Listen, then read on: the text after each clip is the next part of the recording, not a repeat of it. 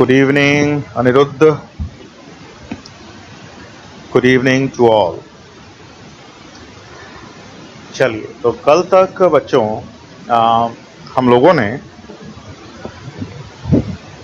मेरे ख्याल से बात कर चुके थे एलिनो और लानीना पर, और आप लोगों को ये समझ में आया कि एलिनो लानीना होता क्या है। लानीना, चलो मैं फटाफट ब्रीफ में बता देता हूँ। एक ठंडी महासागरीय जलधारा होती है, ओशनिक करंट होती है, जो कि फ्लो करती है चिली से पेरू की तरफ। इस करंट का फॉर्मेशन तब होगा जब अर्थ के ऊपर सोलर रेडिएशन का, सौर विकिरण का प्रभाव बढ़ जाएगा। अर्थ के ऊपर हीटिंग बढ़ जाएगी, अर्थ के ऊपर टेम्परेचर बढ़ जाएगा, तापमान बढ़ जाएगा, और दो प्रमुख पवनें हैं ईस्टर्ली और वेस्टर्ली, अधिक वेग से, अधिक गति से, अधिक वेलोसिटी से फ्लो करना शुरू कर देंगे।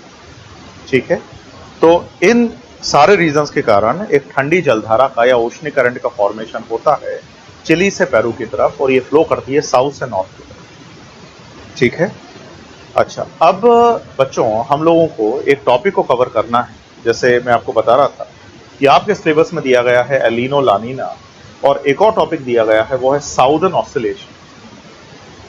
हिंदी में इसे हम लोग बोलते हैं दक्षिणी दोलन। तो आज हम लोग पढ़ेंगे ये दक्षिणी दोलन क्या है या साउदर्न ऑसिलेशन क्या है। ये बिल्कुल एलिनो से जुड़ा हुआ है। मतलब एलिनो का जो एक प्रभाव है उसे कहा जाता है दक्षिणी दोलन। और पॉसिबिलिटी ये भी है संभवतः कि we are in a position to cover one more topic called as western disturbances. ठीक है, मतलब हम लोग पश्चिमी विक्षोभ को भी पढ़ लेंगे या वेस्टर्न डिस्टर्बेंस को पढ़ लेंगे, और बेसिकली इन दोनों टॉपिक्स को हम लोग वाइंड अप कर देंगे, कवर कर देंगे। तो चलिए अब बात करते हैं एक और इंपॉर्टेंट टॉपिक पर, वो है साउदर्न ऑसिलेशन या दक्षिणी दोलन। देखते हैं ये दक्षिणी दोलन आखिर होता क्या है। ठीक है, और समझने की कोशिश करते हैं। एलिनो अगर आपको समझ में आया है तो एलिनो से जुड़ा हुआ एक टॉपिक है। एक्चुअली एलिनो का जो इम्पैक्ट है, प्रभाव है, उसे कहा जाता है इनसो, एलिनो साउदर्न ऑसिलेशन, एलिनो दक्षिणी दोलन। तो देखते हैं साउदर्न ऑसिलेशन है क्या। ठीक, आइए हम लोग पढ़ने वाले हैं साउदर्न ऑसिलेशन।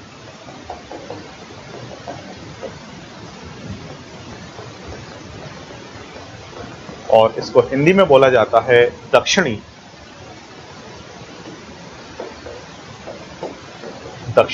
दोलन। दक्षिणी क्यों बोलते हैं, इस पर अभी हम लोग बात करेंगे। तो समझने की कोशिश करते हैं कि ये साउदर्न ऑसिलेशन आखिर है क्या। इसमें हम लोग क्या क्या मैटर को समझ सकते हैं, कॉन्सेप्ट को इवेल्युएट या स्क्रूटिनाइज कर सकते हैं। चलिए चालू करते हैं। जरा फोकस करना सब लोग और समझने की कोशिश करिएगा। मान लो यहां पर मैं दक्षिण अमेरिका दिखा रहा हूं। ठीक है, यहां पे हमने कहीं पर इंडोनेशिया के द्वीप समूह दिखा दिए। मैं लिख देता हूं इंडोनेशिया, इंडो लिखा है, आप लोग समझ जाइएगा। और यहां कहीं पर हमने अरब का प्रायद्वीप दिखा दिया, ये अरब है, और साथ में अफ्रीका दिखा दिया, और ये इक्वेटर है, विषुवत रेखा। ठीक है, थोड़ा सा और ये मान लो दक्षिण अमेरिका। तो मैं जो कहना चाहता हूं कि हम पृथ्वी गोल है। जरा इस डायग्राम को समझने की कोशिश करिए कि यहां पर हमने दिखवाया साउथ अमेरिका, दक्षिण अमेरिका, ये इंडोनेशिया के द्वीप है। ठीक है, और यहां पर अरब और अफ्रीका दिखा दिया।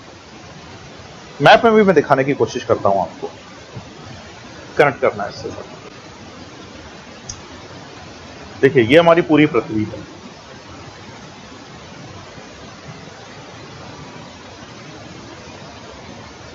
ठीक, और अब जरा गौर करो कि यहां पर मैं दक्षिण अमेरिका दिखा रहा हूं, साउथ अमेरिका, ये इक्वेटर। ठीक है, मतलब देखो पृथ्वी को हमने गोल है, तो यहां पर साउथ अमेरिका मैंने इधर दिखा दिया। और हम 3 एरियाज की बात करेंगे। ठीक है, अगर आप थोड़ा सा गौर कर रहे हो तो ये जो द्वीप समूह है इन्हें बोला जाता है इंडोनेशिया। हम लोगों ने पढ़ा कि एक छोटी सी कंट्री है दक्षिण अमेरिका के पश्चिम में, वेस्ट में, इस कंट्री का नाम है पेरू। अच्छा, यहां पर हमने अरब प्रायद्वीप दिखा दिया है, ये है अरब। ये अफ्रीका का महाद्वीप है, उसका कॉन्टिनेंट है। अरब और अफ्रीका के बीच में छोटा सा सागर है, उसे लाल सागर कहा जाता है, रेड सी कहा जाता है। तो ये रेड सी। ठीक है, अब मेरे ख्याल से आप लोग विजुअलाइज कर रहे हो। आपको फोकस करना है 3 कोस्ट पर। एल नीनो साउदर्न ऑसिलेशन या दक्षिणी दोलन को समझने के लिए। एक कोस्ट है अफ्रीका का तट, एक कोस्ट है इंडोनेशिया का तट और एक कोस्ट है पेरू का तट। इनके बीच में ठीक है, कभी कभी टेम्परेचर या तापमान में परिवर्तन होता है, कभी कभी दाब में परिवर्तन होता है, कभी कभी जो विंड का मोशन है उसका डायरेक्शन चेंज होता है, पवनों के डायरेक्शन में भी परिवर्तन होता है। ये परिवर्तन क्यों होता है और इसी परिवर्तन को या चेंज को हम लोग दक्षिणी दोलन बोलते हैं। ये क्या होता है इस पर बात करेंगे। पर 3 कोस्ट पर आप अपनी निगाहें गड़ाए रखिए, आप टॉपिक को समझने की कोशिश करिए और ये देखिए कि फिनोमेना क्या हो रहा है अर्थ के सरफेस के ऊपर। एक और बात, अगर आप बात करेंगे अफ्रीका और इंडोनेशिया की, तो देखो जरा, इंडोनेशिया का जो वेस्टर्न कोस्ट पश्चिमी तट वो हिंद महासागर की तरफ है, इंडियन ओशन, ये इंडियन ओशन हो गया। और अफ्रीका का जो ईस्टर्न कोस्ट है वो भी इंडियन ओशन की तरफ। तो अफ्रीका का कोस्ट और इंडोनेशिया का वेस्टर्न कोस्ट, इसके बीच में है इंडियन ओशन। और इंडोनेशिया का जो ईस्टर्न कोस्ट है, पूर्वी तट है, और पेरू का यानी साउथ अमेरिका का वेस्टर्न कोस्ट, इसके बीच में जो ओशन है उसका नाम क्या है, पैसिफिक ओशन। तो पैसिफिक ओशन और इंडियन ओशन के ऊपर इंडोनेशिया, पेरू और अफ्रीका के कोस्ट के निकट या उसके पास कुछ बड़े इंटरेस्टिंग क्लाइमेटोलॉजिकल ओशनोग्राफिकल फिनोमेनास हो रहे हैं। उन्हीं फिनोमेनास पर हमें बात करनी है और समझने की कोशिश करनी। ठीक है, देखते हैं प्रोसेस क्या है। मेरे ख्याल से डायग्राम और लोकेशन सब क्लियर। अब यहां से आगे बढ़ते हैं। ठीक है, एक कंसेप्ट मैं आपके साथ क्लियर करवाना चाहता हूं और फिर मैं उसको जोड़ूंगा दक्षिणी दोलन से। उसे बोला जाता है वॉल्कर सेल। मैं बच्चों इसको हटा रहा हूं, आप लोग समझ जाना, ये टाइटल। उसे बोलते हैं walker, WALKER, walker cell. Cell का मतलब होता है कोशिका। कोशिका का मतलब होता है कि जब वायु कभी गति करती है तो वायु एक चक्र में गति करती है, सेल में। ठीक है, सर्कुलेशन में गति करती है, मूवमेंट करती है, उसको सर्कुलेशन या चक्र बोला जाता है। तो देखो हो क्या रहा है, कंसेप्ट समझो। अभी एलिनो भूल जाओ, समान टाइम की बात। यहां पर हमने पेरू दिखा दिया, एक छोटा सा देश है उसका नाम है पेरू। और कल से हम लोग पढ़ रहे हैं, 2 दिनों से हम लोग पढ़ रहे हैं कि जो साउथ ईस्ट ट्रेड विंड है, दक्षिण पूर्वी व्यापारिक पवन है, ये बड़ी मात्रा में गर्म जल को ड्रैग करती है, विस्थापित करती है इंडोनेशिया की तरफ। और इंडोनेशिया के पास बड़ी मात्रा में गर्म जल का, वार्म वाटर का, मैं लिख देता हूं, गर्म पानी हो गया, वार्म वाटर का एक्यूमुलेशन होता है, उसका एकत्रीकरण होता है। तो नॉर्मल टाइम में, अभी एलिनो नहीं आया, एलिनो को भूल जाओ, नॉर्मल टाइम में हमें देखने को मिला कि इंडोनेशिया के पास बड़ी मात्रा गर्म जल का एकत्रीकरण हुआ, गर्म पानी इकट्ठा हुआ। ठीक है, अच्छा, जब गर्म पानी इकट्ठा हुआ तो इंडोनेशिया के पास एक बड़ी इंटरेस्टिंग ऑब्जर्वेशन है। आप देखेंगे नॉर्मल टाइम में जो जल स्तर था, वाटर लेवल था, वो 1 से 2 मीटर बढ़ गया। और जो वाटर की इंटरनल स्टोर्ड एनर्जी, आंतरिक संचित ऊर्जा, जिसको हम लोग तापमान बोलते हैं, सिंपली पानी गर्म है, वो बढ़ गई तकरीबन 2 से 3 डिग्री सेल्सियस। अब जरा सोचो और विजुअलाइज करो। ठीक है, जिस रूम में आप बैठे हैं या जिस किसी हॉल में अगर आप हो, अगर वहां पर हमें 1 से 2 मीटर वाटर लेवल लाना है तो आप देखोगे कितने टैंकर की जरूरत होगी, पानी के टैंकर। और यहां पर मैं बात कर रहा हूं कि इंडोनेशिया के कोस्ट के पास, तट के पास जल स्तर 1 से 2 मीटर बढ़ रहा है, पैसिफिक ओशन। तो आप सोचिए कितनी बड़ी मात्रा में, कितने बड़े वॉल्यूम अमाउंट में वार्म वाटर यहां पर एकत्रित हो रहा होगा, एक्यूमुलेट हो रहा होगा, ट्रेमेंडस अमाउंट। तो बहुत बड़े अमाउंट में वार्म वाटर यहां पर एक्यूमुलेट होता है। ठीक है, और जब ये गर्म पानी यहां पर एक्यूमुलेट होता है, ध्यान दीजिएगा, फोकस करना, तो जो एयर भी है, वायुमंडल भी है इंडोनेशिया के पास, एटमॉस्फेयर, वो भी गर्म हो जाए। अच्छा, एक और चीज हम लोगों ने पढ़ा था कि पेरू के पास जो ठंडा पानी है वो ऊपर उठता है गर्म पानी को कंपनसेट करने के लिए। और पेरू के तट के पास एक ठंडी जलधारा चल रही है, करंट चल रही है, जिसका नाम है पेरू करंट। तो नॉर्मली पेरू के पास ठंडा पानी, अभी एलिनो नहीं आया, नॉर्मली पेरू के पास ठंडा पानी है। नॉर्मली इंडोनेशिया के आसपास क्या है, गर्म पानी। तो जब पानी गर्म होगा, पृथ्वी की सतह गर्म होगी, अर्थ का सरफेस, तो एयर या वायुमंडल भी गर्म होगा। और अब चालू हो जाइए, जब भी कभी एयर या वायु गर्म होती है वो हल्की होती है, जब भी कभी वायु या एयर गर्म होती है वो एनर्जेटिक होती है, ऊर्जावान होती है। वायु में एनर्जी रहती है हीट के फॉर्म। और अब ये वायु, जो गर्म वायु है, ये इंडोनेशिया की सतह से, कोस्ट से, सुनो क्योंकि यहां पर गर्म पानी आ गया, ठीक है। लगातार वायु ऊपर उठेगी और जब ये वायु ऊपर उठेगी, फोकस करना, तो सतह पर बनाएगी लो प्रेशर का एरिया या निम्न दाब का एरिया। तो सामान्य समय में जब एल नीनो नहीं आया है, सामान्य समय में बड़ी मात्रा में इंडोनेशिया के पास गर्म जल का, वार्म वाटर का एक्यूमुलेशन हो रहा है। सामान्य समय में इंडोनेशिया के पास जो वायुमंडल है, एटमॉस्फेयर, वो गर्म हो रहा।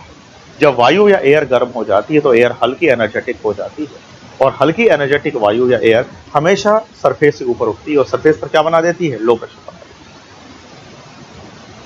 लेकिन इसी समय पेरू के पास हमें ठंडा पानी मिल रहा है। ठंडा पानी दो रीजन से मिल रहा है कि नीचे से, सागर के नीचे से ठंडा पानी ऊपर आ रहा है सतही के जल को कंपनसेट करने के लिए, और पेरू के पास एक ठंडी जलधारा बह रही है, करंट बह रही है, उसका नाम है पेरू करंट। तो पेरू के पास ठंडा पानी, इंडोनेशिया के पास गर्म पानी। जब पेरू के पास ठंडा पानी तो एयर भी ठंडी हो गई। जब एयर ठंडी हो गई तो एयर भारी हो गई। When the air become cooler, it become denser. When the air become denser, it become heavier. तो जो कूलर, हैवियर, डेंसर है, ठंडी वायु है, ज्यादा घनत्व वाली वायु है, भारी वायु है, वो हमेशा नीचे बैठती है। मैंने कल से बता रहा हूं आपको। और पेरू के पास बनता है कौन सा क्षेत्र? उच्च दाब का क्षेत्र। तो देखो, इंडोनेशिया के पास बना निम्न दाब, लो प्रेशर, यहां से वायु ऊपर उठी कन्वेक्शन करंट या संवहनी धाराओं के लिए। पेरू के पास बना उच्च दाब क्योंकि यहां पर वायु नीचे बैठी।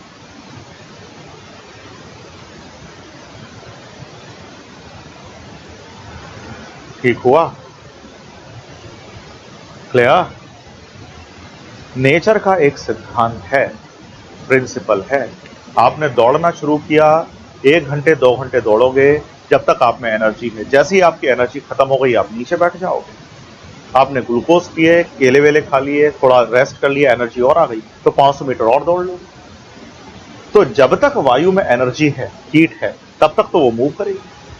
और यही कारण है कि इंडोनेशिया से उठने वाली वायु, उसकी एक शाखा ठंडी होकर बैठती है अफ्रीका के पास। ध्यान देना, यहां से वायु ऊपर उठती, कभी ना कभी ठंडी हो जाएगी क्योंकि वर्क कर रही है। जब वायु मूव करती है तो हमेशा वर्क करती है, ठीक है। तो ठंडी बेसिकली इंडोनेशिया से उठने वाली संवहनी धाराएं अफ्रीका के ऊपर आकर क्या आती है? बैठ जाती हैं और अफ्रीका के ऊपर बना देती है उच्च दाब, हाई प्रेशर। और इसकी एक शाखा जो इंडोनेशिया से ऊपर उठ रही गर्म वायु, वो ठंडी होकर बैठ रही है कहां पर? एयर, पेरू के पास, और पेरू के पास बना दे रही है हाई प्रेशर, उच्च दाब। तो नॉर्मल टाइम में, ध्यान देना बच्चों, नॉर्मल टाइम में इंडोनेशिया के पास निम्न दाब, अफ्रीका के पास उच्च दाब, ठीक है, पेरू के पास उच्च दाब। एक बार मैं और क्लियर कर देता हूं, पूरा सीक्वेंस ऑफ इवेंट मिलाएंगे 5 पॉइंट में। अभी हम एल नीनो की बात ही नहीं कर रहे हैं। सामान्य समय में, ठीक है, बड़े पैमाने पर जो पूर्वी पवन है, ईस्टर्ली है, वो इंडोनेशिया के पास गर्म जल को इकट्ठा कर देती है। जब गर्म जल इकट्ठा हो जाता है, वार्म वाटर, तो एयर भी गर्म हो जाती है। जब एयर गर्म हो जाती है तो एयर हल्की एनर्जेटिक हो जाती है। ये हल्की एनर्जेटिक एयर, ठीक है, सतह से ऊपर उठती है, सरफेस से ऊपर उठती है वर्टिकली, और सतह पर या सरफेस पर इंडोनेशिया के पास बना देती है लो प्रेशर। पेरू के पास इसी समय में ठंडा पानी है, ठंडा जल है, कोल्ड करंट यहां पर फ्लो कर रही है। पेरू के पास जो वायु होगी वो ठंडी होगी, भारी होगी, और पेरू के पास वायु नीचे बैठती है और बना देती है क्या? हाई प्रेशर, ठीक है। अब देखो जरा, इंडोनेशिया से ऊपर उठने वाली वायु ठंडी होकर, कभी ना कभी ठंडी होकर ये नीचे बैठेगी, बैठ जाती है अफ्रीका की कोस्ट पर, और यहां से उठने वाली वायु की एक शाखा बैठती है पेरू के पास। तो पेरू के पास बना उच्च दाब, अफ्रीका के पास बना उच्च दाब, और इंडोनेशिया के पास बना क्या? निम्न दाब, ठीक है। आप लोगों ने शायद मेरे पुराने वीडियोस देखे होंगे, तो उसमें एक पूरा सर्कुलेशन होता है एयर का, उसके कंसेप्ट मैंने काफी क्लियर करे हैं पुरानी क्लासेस में, मैंने वीडियो भी शेयर करे, ठीक है। जैसे अगर सरफेस पर, जहां पर आप खड़े हो, वहां पर निम्न दाब बन गया, तो हमेशा ऊपरी वायुमंडल में उच्च दाब रहता है। जहां पर अभी हम लोग खड़े हैं सरफेस ऑफ अर्थ पर, वहां पर निम्न दाब, उच्च दाब बन गया, तो हमेशा ऊपर क्या मिलेगा? निम्न दाब मिलेगा। जैसे भोपाल के ऊपर अगर अभी लो प्रेशर बन गया, निम्न दाब बन गया, तो अपर एटमॉस्फेयर में भोपाल से 4, 5, 6, 8, 10 किलोमीटर ऊपर हमेशा हमें बनेगा क्या? हाई प्रेशर बनेगा। सतह पर निम्न दाब तो ऊपर उच्च दाब, यह हाई प्रेशर। सरफेस पर लो प्रेशर तो ऊपर हाई प्रेशर, सरफेस पर हाई प्रेशर तो ऊपर लो प्रेशर। तो एक विंड चलती है ऊपर अपर एटमॉस्फेयर में, ठीक है, अपर एटमॉस्फेयर हाई प्रेशर से लो प्रेशर की तरफ। क्योंकि विंड हमेशा चलती है उच्च दाब से लो प्रेशर की तरफ। और ये जो विंड चल रही है, पवन चल रही है, ये जब ठंडी हो जाती है तो सतह पर, सरफेस पर नीचे बैठ जाती है। यही इसलिए मैं बार बार बता रहा हूं कि इंडोनेशिया से ऊपर उठने वाली गर्म वायु, वार्म एयर, जब ठंडी हो जाएगी तो इसकी एक शाखा, एक ब्रांच बैठ जाएगी अफ्रीका पर, और एक ब्रांच बैठ जाएगी पेरू पर। पेरू पर बना देगी हाई प्रेशर, अफ्रीका पर बना देगी हाई प्रेशर, इंडोनेशिया पर बन जाएगा लो प्रेशर। तो जब अफ्रीका पर हाई प्रेशर, पेरू पर हाई प्रेशर और इंडोनेशिया पर लो प्रेशर, हमेशा पवन, विंड सरफेस पर चलती है, हाई से लो प्रेशर के बीच। तो इस केस में फोकस करना, एक विंड चलना चालू हो जाएगी और ये विंड चलेगी कहां से? अफ्रीका से इंडोनेशिया की तरफ और पेरू से इंडोनेशिया की तरफ, एक चक्र के रूप में, एक सर्कुलेशन के रूप में। इस चक्र को या इस सर्कुलेशन ऑफ एयर को हम लोग बोलते हैं वॉल्कर सेल। वॉल्कर सेल क्यों बोला? फोकस करिए, क्योंकि वॉल्कर ने इसको डेवलप किया था या डिस्कवर किया था। मैं आपसे ये कहना चाहता हूं, सर्कुलेशन या चक्र का मतलब ये होता है, परिसंचरण का मतलब ये होता है कि वायु लगातार मूव कर रही है। कभी कभी वायु वर्टिकली मूव करती है, कभी कभी वायु हॉरिजॉन्टली या क्षैतिज रूप से मूव करती है। और एक जगह से दूसरी जगह पर हवा या वायु मूव क्यों कर रही है? क्योंकि दो जगह पर तापमान बराबर है, अलग अलग अर्थ के ऊपर टेम्परेचर अलग अलग है।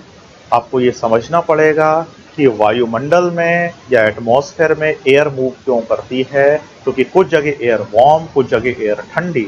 जहां पर एयर वार्म, वहां से एयर राइज करेगी, सतह पर लो प्रेशर बनाएगी। जहां पर एयर ठंडी, वहां पर एयर सिंक करेगी, सतह पर, सरफेस पर हाई प्रेशर बनाएगी। फिर हाई प्रेशर से लो प्रेशर की तरफ विंड चलेगी या पवनें चलेंगी, और एक चक्र का निर्माण हो जाता है दो एरिया के बीच। ठीक है, इस चक्र को डिस्कवर किया था वॉल्कर ने। किन एरियाज के बीच में? इंडोनेशिया, पेरू और अफ्रीका के बीच में। इसको नाम दिया जाता है वॉल्कर सेल। ठीक है, तो वॉल्कर सेल के समय जो मैं समझाना चाह रहा हूं आप लोगों को, ये समझना इसलिए जरूरी है, तभी हम दक्षिणी दोलन समझ सकते हैं या साउदर्न ऑसिलेशन समझ सकते हैं। वॉल्कर सेल के समय इंडोनेशिया पर लो प्रेशर, अफ्रीका पर हाई प्रेशर, पेरू पर हाई प्रेशर, इतना याद रखना।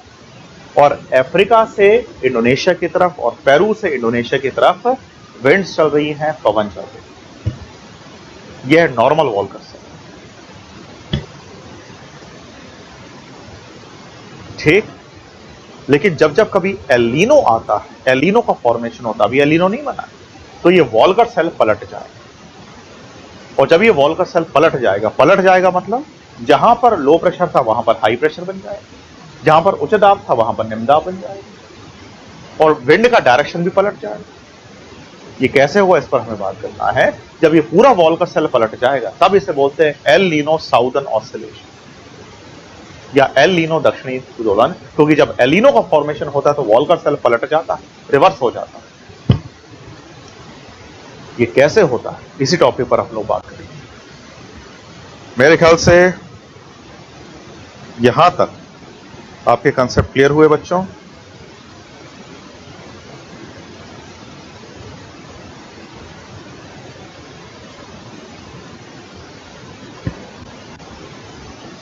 सबको गुड इवनिंग। टारगेट नम्रता, अनिरुद्ध, इंडोनेशिया के वेस्टर्न कोस्ट से भी वार्म वाटर अफ्रीका के कोस्ट पर जाता है, होगी ईस्टर्ली की वजह से। हाँ, ये हम लोग आगे देखेंगे। लेकिन फिर वही बात है, देखो हमेशा जो टेम्परेचर होता है वो रिलेटिव होता है। अगर मान लो भोपाल के ऊपर टेम्परेचर है 40 डिग्री और इंदौर के ऊपर टेम्परेचर है 35, ठीक है, तो आपको ये समझना पड़ेगा कि इंदौर के ऊपर टेम्परेचर कम नहीं है 35, गर्मी पड़ रही है वहां पर इंदौर के ऊपर टेम्परेचर भोपाल से कम, समझो। तो इंडोनेशिया के ऊपर जो पानी इकट्ठा हो रहा है ये पैसिफिक कोस्ट है। पैसिफिक ओशन इंडियन ओशन से 4-5 गुना ज्यादा बड़ा है। तो जितना पानी, गर्म पानी इकट्ठा हो रहा है इंडोनेशिया पर, उतना गर्म पानी इकट्ठा नहीं हो रहा है अफ्रीका। तो अफ्रीका का कोस्ट ठंडा है as compare to Indonesia. Nature में हर एक चीज रिलेटिव होती है। आपकी हाइट कम है क्योंकि मेरी ज्यादा है, ठीक है। आपका दिमाग अच्छा है क्योंकि मेरा कम, यही तो हो रहा। आपका चेहरा साफ है क्योंकि मेरा डल। हर चीज रिलेटिव होती है। एक जगह तापमान ज्यादा क्योंकि दूसरी जगह कम। अच्छा, हमें ये कैसे पता चला कि भाई बेसिकली मई जून में बहुत गर्मी पड़ती है? क्योंकि हमने ठंड को सहन किया है। अगर साल भर मध्य प्रदेश में जहां पर आप हैं साल भर टेम्परेचर 40-45 डिग्री रहता जो कि इक्वेटर के आसपास कई जगह पर रहता है। ठीक है, तो हमें लगता है कि भाई बेसिकली गर्मी बेसिकली क्या है, गर्मी है ही नहीं, क्योंकि साल भर टेम्परेचर वो, क्योंकि हमें पता है कि ठंड का एहसास हमें होता है, क्योंकि हमें ये पता बेसिकली हमने बारिश भी सहन करी, इसलिए हम रिलेटिव ऑब्जर्वेशन दे सकते हैं मौसमों के बारे में या क्लाइमेट। यहां पर भी चीज रिलेटिव हो रही है,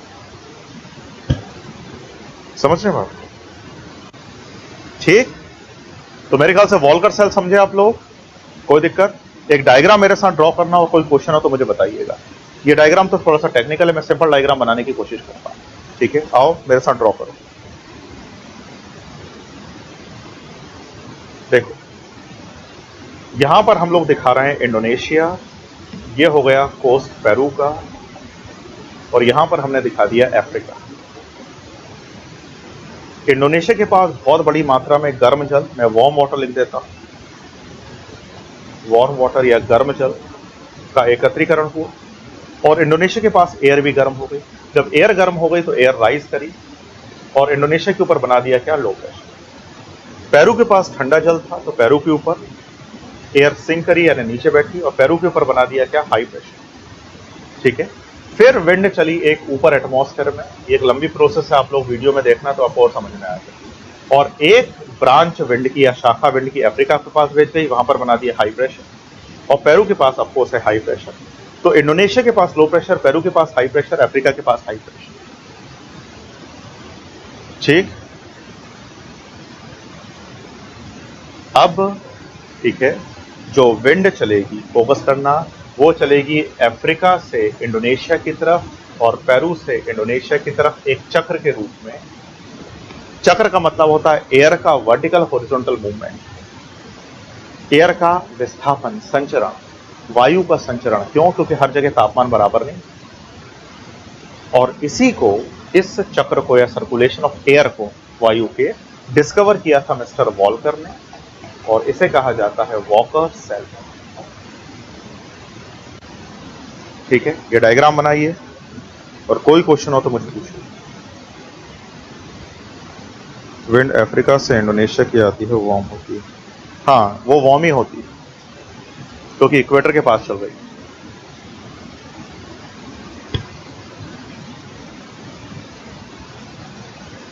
ठीक है, डायग्राम एक बार बना लो तो मुझे बताना आप लोग, समझ गया ना सिस्टम क्या है?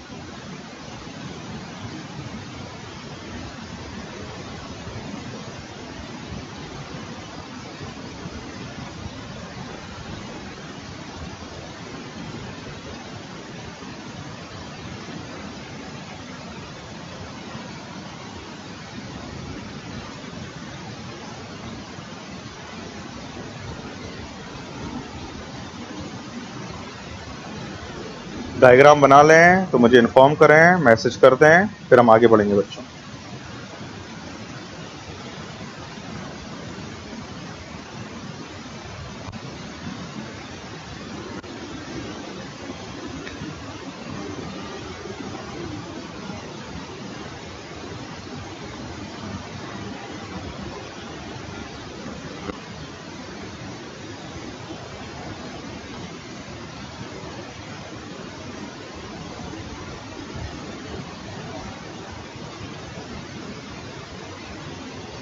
शिवम, विंड अफ्रीका से इंडोनेशिया इसलिए चल रही क्योंकि अफ्रीका के पास क्या है, हाई प्रेशर। विंड हमेशा चलती है हाई प्रेशर से लो प्रेशर की तरफ, तो विंड चलेगी अफ्रीका से इंडोनेशिया की तरफ और पेरू से इंडोनेशिया की तरफ। पवन हमेशा चलती उच्च दाब से, ये मैंने कई बार बताया ना, निम्न दाब की तरफ। तो जहां पर हाई प्रेशर होगा वहां से विंड चलेगी।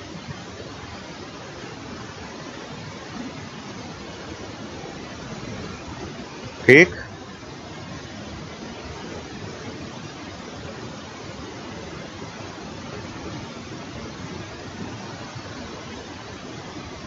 चलो आगे बढ़ा जाए।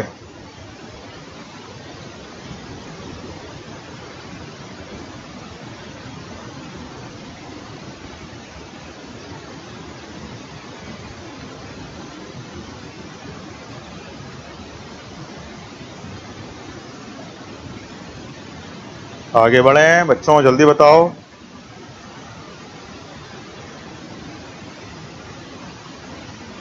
यह वॉकर सेल और वॉल्कर कोशिका। जल्दी बताइए, वेटिंग।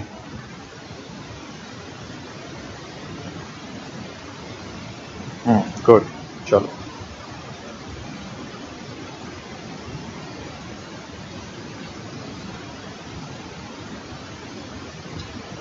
चलिए, डन। अच्छा, अब देखो, अब हम पढ़ने वाले हैं अपना एक्चुअल टॉपिक, दक्षिणी दोलन ये क्या होता है। फोकस करो। आइए, ये डायग्राम बन चुका है आप लोगों का।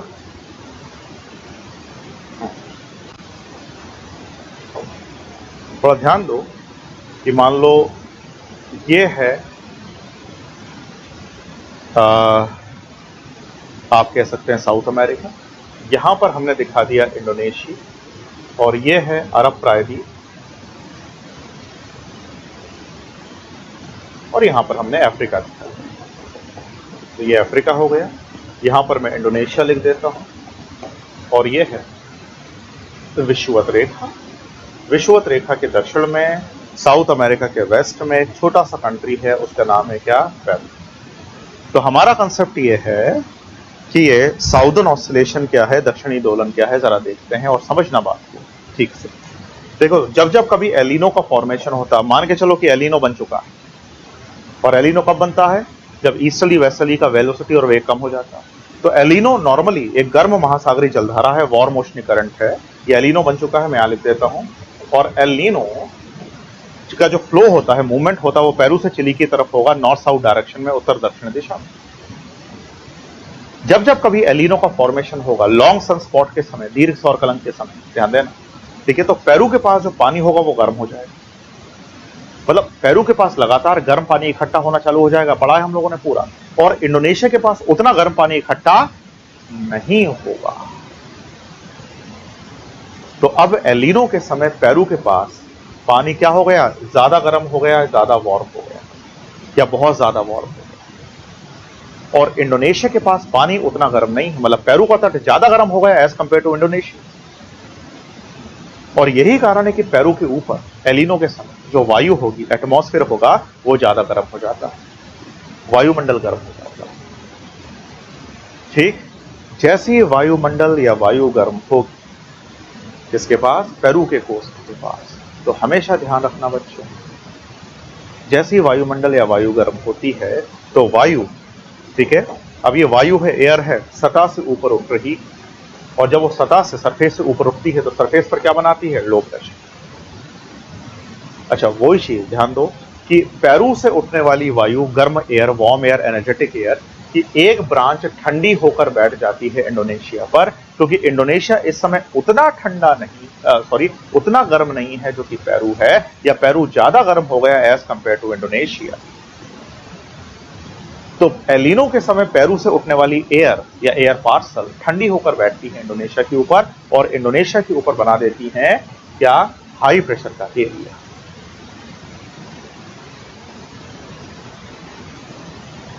समझ रहे हो? तो कंसेप्ट समझो, जो दिमाग में उसको ठीक से बैठा, जो मैं समझाना चाह रहा हूं आपको। दूसरी बात, चलो पहली बात करें, जब एलिनो बना तो पेरू के पास गर्म जल का एक्यूमुलेशन हुआ, एकत्रीकरण हुआ, पेरू के पास गर्म जल इकट्ठा हो गया। जब जल गर्म होगा, वाटर गर्म होगा पैसिफिक ओशन का पेरू के पास, तो पूरा का पूरा एटमॉस्फेयर पेरू के पास भी गर्म हो जाएगा। जब एटमॉस्फेयर गर्म होगा, एयर गर्म होगी, तो एयर राइज करेगी पेरू से, और पेरू के सरफेस पर बन जाएगा क्या, लो प्रेशर। ठीक है, जो मैं कई बार आपको बता चुका हूं। पेरू से उठने वाली हवा, गर्म हवा, अब ठंडी होकर बैठेगी इंडोनेशिया पर, और इंडोनेशिया के ऊपर बना देगी क्या, हाई प्रेशर। क्योंकि इंडोनेशिया के पास अब उतना गर्म पानी इकट्ठा नहीं हो रहा है जो कि पहले हुआ करता था। इंडोनेशिया के पास ज्यादा गर्म पानी इकट्ठा क्यों नहीं हो रहा, क्योंकि ईस्टर्ली वीक हो चुकी, पूर्वी पवन वीक हो चुकी, कमजोर हो चुकी।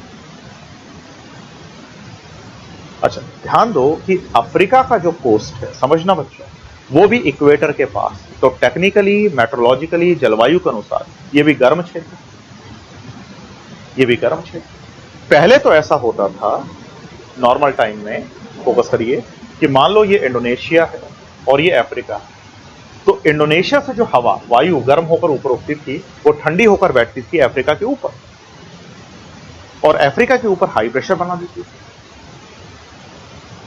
लेकिन ये पहले नॉर्मल टाइम में तब होता था जब इंडोनेशिया से वार्म एयर ऊपर उठती थी और अफ्रीका के ऊपर बैठ जाती थी, सिंक कर जाती थी। लेकिन एल नीनो के समय अब इंडोनेशिया से एयर ज्यादा या वार्म एयर ऊपर नहीं उठ रही है, क्योंकि इंडोनेशिया के ऊपर तो एयर सिंक कर रही है, नीचे बैठ रही है। ये वो एयर है, एयर पार्सल है जो पेरू से राइज कर रहे हैं। तो मेरे कहने का मतलब यह है कि क्योंकि इंडोनेशिया से संवहनी धाराएं, convection current, warm air rise नहीं कर रही है, यही कारण है कि पेरू के ऊपर भी अब हाई प्रेशर नहीं बन रहा। पहले बनता था, ऐसा होता था तो वैसा होता था, ठीक है, अब ऐसा नहीं हो रहा है। क्लियर? क्लियर? ये वही चीज है कि जब आपका बॉडी स्वस्थ है, सब कुछ ठीक है, आप एनर्जेटिक फील कर रहे हो, ठीक है, तो ज्यादा पढ़ाई भी कर सकते हो, मन भी अच्छा रहता है, दौड़ भी सकते हो, भाग भी सकते हो, लोगों से अच्छा व्यवहार भी कर सकते हो। लेकिन अगर दिमाग खराब हो गया, मेंटल एब्रेशन आ गया, एंजाइटी हो गई, बेचैनी हो गई, शरीर में कुछ दिक्कत हो गई, तो ये सारे काम आप नहीं कर पाओगे, फिनोमेना चेंज हो गया। आदमी तो वही हुआ। तो मेरे कहने का मतलब है कि अफ्रीका के कोस्ट के ऊपर पहले हाई प्रेशर हुआ करता था जब इंडोनेशिया से ऊपर उठने वाली हवाएं, गर्म वायु, वार्म एयर अफ्रीका के ऊपर सिंक करती थी। लेकिन अब एल नीनो के समय ऐसा नहीं हो रहा है। अफ्रीका भी इक्वेटर के पास, मतलब ये गर्म एरिया है, यहां पर भी थोड़ा गर्म पानी तो है। तो एल नीनो के समय होगा क्या, फोकस करो, कि अब अफ्रीका से वायु, गर्म वायु ऊपर उठेगी, वार्म एयर राइज करेगी, क्योंकि वो भी गर्म एरिया है, और ये वार्म एयर की एक ब्रांच ठंडी होकर इंडोनेशिया के ऊपर बैठेगी, जिससे अफ्रीका के ऊपर बन जाएगा लो प्रेशर, इंडोनेशिया के ऊपर बन जाएगा हाई प्रेशर, पेरू के ऊपर बन जाएगा लो प्रेशर। तो देखो पूरा फिनोमेना, पूरा सिस्टम चेंज हो गया। नॉर्मल वॉल्कर कोशिका के समय, ध्यान दें, इंडोनेशिया पर था लो प्रेशर, निम्न दाब, पेरू पर था हाई प्रेशर, अफ्रीका पर था हाई प्रेशर। एल नीनो के समय इंडोनेशिया के ऊपर बन गया उच्च दाब, हाई प्रेशर, अफ्रीका पे बन गया लो प्रेशर, और पेरू पे बन गया क्या, लो प्रेशर। और अब हमेशा विंड चलेगी, पवन चलती है उल्टे डायरेक्शन में, यानी चलना शुरू कर देगी उल्टे डायरेक्शन में। उल्टे डायरेक्शन से मेरा मतलब अब विंड चलेगी इंडोनेशिया से अफ्रीका की तरफ और इंडोनेशिया से पेरू की तरफ। क्लियर है? तो विंड चलेगी अपोजिट डायरेक्शन में, इंडोनेशिया से अफ्रीका और इंडोनेशिया से पेरू की तरफ। तो मैं क्या समझाना चाहता हूं, देखो, पहली बात कंसेप्ट सुनना बच्चों, पेरू इक्वेटर के साउथ में, मतलब दक्षिण में, इंडोनेशिया इक्वेटर के साउथ में, दक्षिण में, अफ्रीका का कोस्ट इक्वेटर के साउथ में है, दक्षिण में। तो दक्षिण तो ये हो गया, साउथ तो ये हो गया। अच्छा, पहले इंडोनेशिया पर था लो प्रेशर, अब बन गया हाई प्रेशर एल नीनो के समय। पहले अफ्रीका पर था लो प्रेशर, अब बन गया, सॉरी, अफ्रीका पर था हाई प्रेशर, अब बन गया लो प्रेशर एल नीनो के समय। तो मतलब हाई और लो प्रेशर में ऑसिलेशन हुआ, परिवर्तन हुआ, चेंज हुआ, इसी को दोलन बोला जाता है। जहां पर पहले उच्च दाब था वहां पर निम्न दाब, जहां पर निम्न दाब था वहां पर उच्च दाब, ठीक है। पहले जहां से जिस डायरेक्शन से विंड चल रही थी वो विंड पूरी पलट गई, तो हाई प्रेशर लो प्रेशर का एरिया पलट गया, रिवर्स हो गया, विंड के मोशन का डायरेक्शन पलट गया, रिवर्स हो गया, ठीक है। और ये जो रिवर्सल हुआ हाई लो प्रेशर एरिया में विंड के मोशन में, टेम्परेचर के में चेंज में, ये हुआ अफ्रीका के कोस्ट पर, इंडोनेशिया के और इस पे पेरू के कोस्ट पर, जब एल नीनो का फॉर्मेशन हुआ। और यही कारण है कि इस पूरे फिनोमेना को दक्षिणी दोलन कहा जाता है, साउदर्न ऑसिलेशन कहा जाता है। साउदर्न ऑसिलेशन का मतलब यह हुआ कि तीनों कोस्ट इक्वेटर के साउथ में, तो साउदर्न हो गए। दोलन का मतलब हो गया कि जहां पर पहले उच्च दाब था वहां पर आप बन गए निम्न दाब, जहां पर पहले निम्न दाब था वहां पर बन गया क्या, हाई प्रेशर, और विंड का डायरेक्शन भी पूरी तरीके से चेंज हो गया। इस पूरी प्रोसेस को हम लोग बोलते हैं दक्षिणी दोलन या एल नीनो साउदर्न ऑसिलेशन।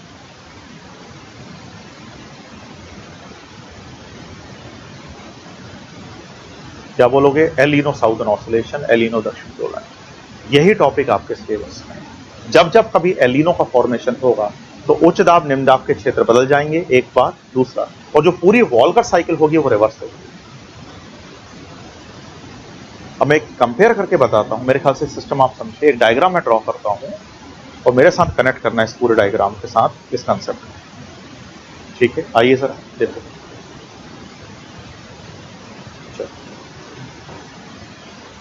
यहां पर मैं आई से दिखा रहा हूं, इंडोनेशिया में लिख भी देता हूं, चलो इंडोनेशिया। यहां पर हम लोग दिखा रहे हैं पेरू, और ये है अफ्रीका।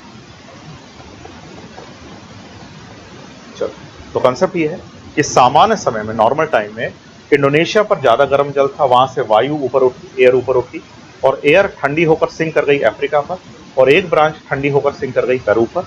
तो पेरू पर बना हाई प्रेशर, इंडोनेशिया पर बना लो प्रेशर, अफ्रीका पर बना हाई प्रेशर, और अब विंड चलेगी अफ्रीका से इंडोनेशिया की तरफ, पेरू से इंडोनेशिया की तरफ, हाई से लो प्रेशर की तरफ, उच्च से निम्न दाब की तरफ। इस पूरे प्रोसेस को या परिघटना को बोलते हैं नॉर्मल वॉल्कर साइकिल, या वॉल्कर कोशिका, या वॉल्कर सेल, हिंदी में वॉल्कर कोशिका।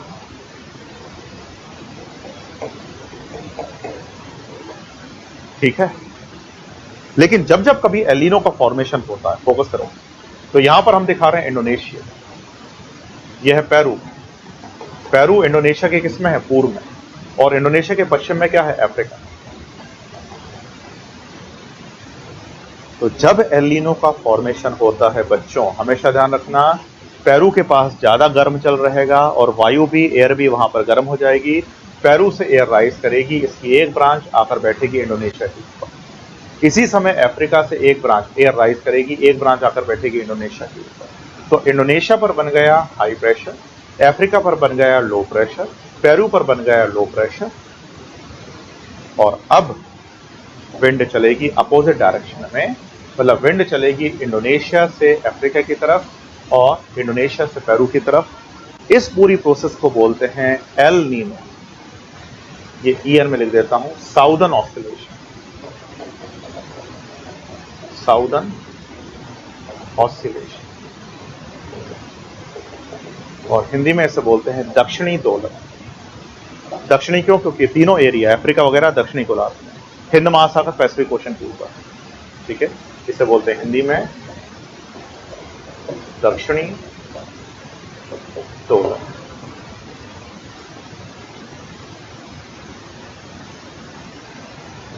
क्लियर है?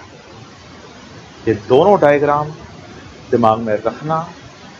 एल नीनो साउदर्न ऑस्सिलेशन को, ठीक है, तकनीकी भाषा में इनसो भी बोला जाता है, ENSO, मतलब एल नीनो साउदर्न ऑस्सिलेशन। और ये कब होगा? जब एल नीनो का फॉर्मेशन होगा। मेरे ख्याल से टॉपिक क्लियर हुआ। अब बताओ, कोई दिक्कत? ये दोनों डायग्राम बनाना साथ में, ताकि कंसेप्ट बिल्कुल क्लियर हो जाए आप लोगों को।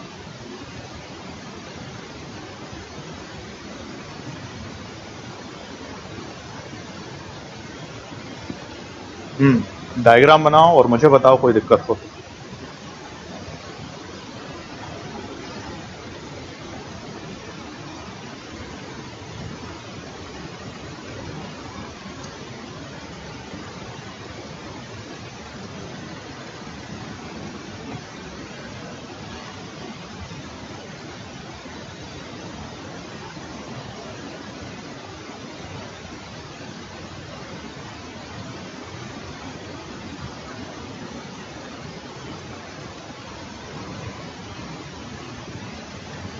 कोई डाउट बच्चों? समझ में आया कंसेप्ट?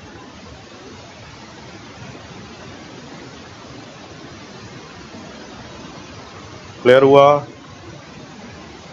तो तीनों टॉपिक क्लियर हुए सबके। एल नीनो क्या है, ला नीना क्या है, दक्षिणी दोलन क्या है?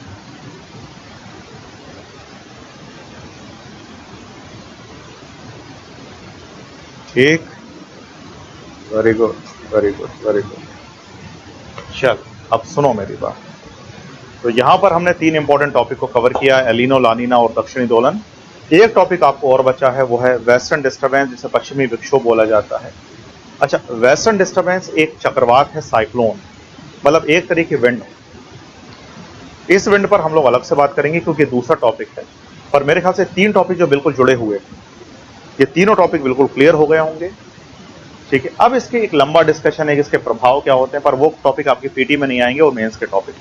पर मेरे ख्याल से आप लोग समझ गए कंसेप्ट क्या, ठीक है। बस एक चीज आपको दिमाग में रखनी पड़ेगी, वो क्योंकि मेंस का टॉपिक होगा तो अभी फिलहाल तो जरूरत नहीं है, कि जब जब कभी एलिनो का फॉर्मेशन होता है तो भारत के ऊपर बारिश कम होती है, जब जब कभी लानीना का फॉर्मेशन होता है तो इंडिया के ऊपर बारिश बहुत होती है। तो जब एलिनो आएगा तो हमारे यहाँ बारिश कम होगी, एवरेज रेनफॉल कम होगी, सूखे का प्रकोप होगा, ठीक है। और लानीना आएगा तो हमारे यहाँ बेसिकली क्या होगा, और ज्यादा बारिश। क्लियर? तो एलिनो, लानीना, साउदर्न ऑस्सिलेशन, ये तीनों क्लियर हुए। ये तीनों टॉपिक आपके सिलेबस में दिए हुए थे, मेरे ख्याल से कंसेप्ट बिल्कुल क्लियर हो गया है। और यहां पर हमने एक पहला पोर्शन अपने ज्योग्राफी वाले, ओशनोग्राफी वाले पोर्शन का टॉपिक का खत्म किया। अब जो मुझे टॉपिक करवाना है इन द कमिंग फ्यूचर, वो 2 टॉपिक हैं, जरा आप फोकस करिएगा अपने सिलेबस के।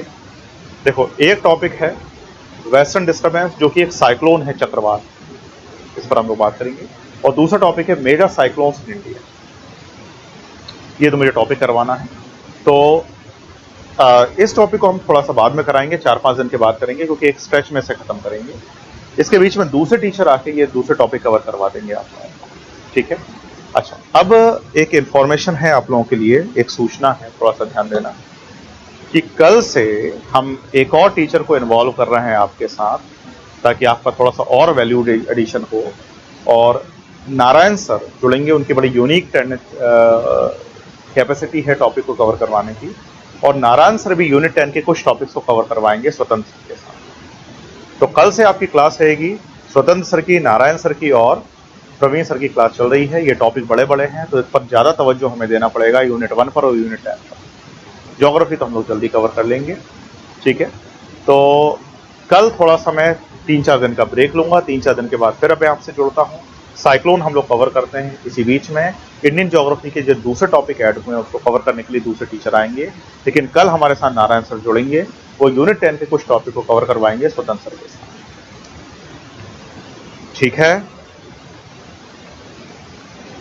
चलिए, तो ये है आज का सेशन और हमने तीनों टॉपिक को कवर कर लिया। मुझे उम्मीद है आपको कंसेप्ट समझ में आया।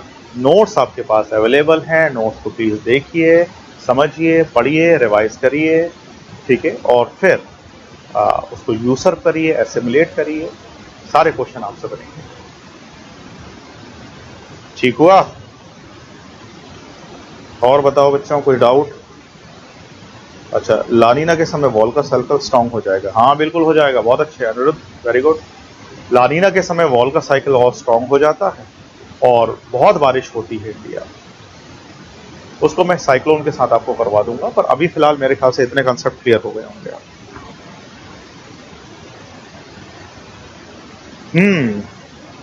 क्लियर है बच्चों? और कोई डाउट?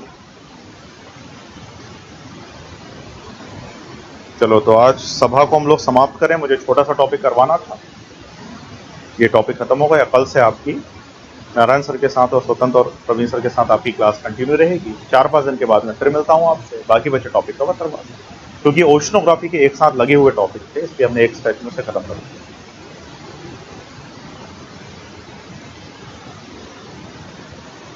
हाँ, टारगेट स्टडी ये मैं आगे बताता हूँ आपको बेटा।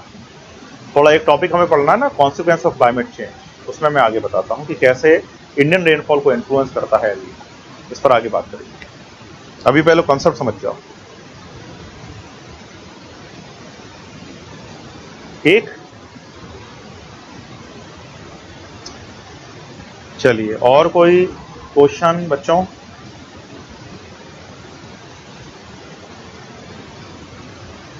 और कोई डाउट?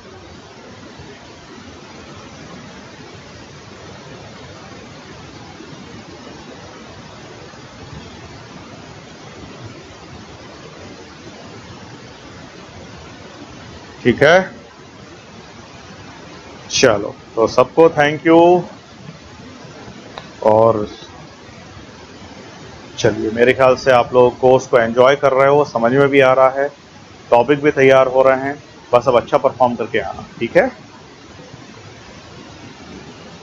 चलिए, हम लोग जल्दी मिलते हैं और बाकी बच्चे टॉपिक को, ज्योग्राफी को ख़त्म करते हैं। उस बीच में अभी यूनिट 1 और यूनिट 10 को आप फटाफट ख़त्म कर लो, फिर हम वापस दोबारा आते हैं, ठीक है। चलिए, thank you very much, take care, do well, good night. आप लोग खुश रहो, प्रसन्न रहो, स्वस्थ रहो, अच्छे से पढ़ाई करो, ठीक है, और सिलेक्शन लो, ठीक है। Thank you very much, take care, thank you.